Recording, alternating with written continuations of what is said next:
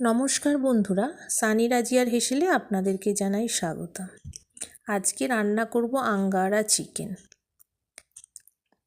এর উপকরণগুলো প্রথমে দেখিয়ে নিচ্ছি। উপকরণগুলো সবারই খুব পরিচিত উপকরণ। এগুলো শুকনো খোলায় সামান্য একটু নুন দিয়ে ভেজে তারপর মিক্সিতে পেস্ট করে নেব খুব ভালো করে। টমেটোর বীজ ছাড়া আমি ইউজ করি পেঁয়াজের বেরেস্তা দিয়ে একসঙ্গে এটা পেস্ট করে নিলাম। এদিকে আদা পেস্ট করা রয়েছে। মোট 3টে পেস্ট করার ব্যাপার আছে।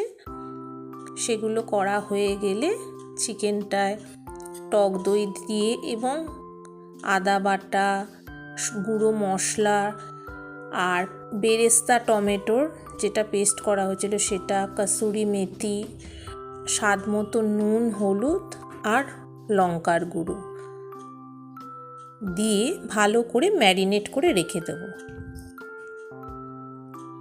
প্রায় আধ ঘন্টা মতো ম্যারিনেট করার পর আর কিছুই নয়, ওটা শুধু কষতে হবে।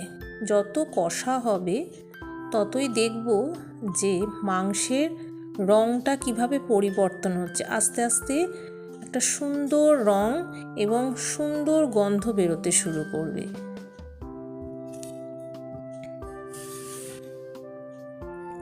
ভালো করে নেড়ে চেড়ে ঢাকা দিয়ে কষতে হবে।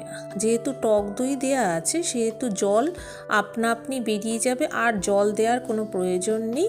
ভালো করে কষা হয়ে গেলে ফ্রেশ ক্রিম দিয়ে দেওয়া হবে। আর এদিকে তো পদ্ধতি চলছেই, চারকোল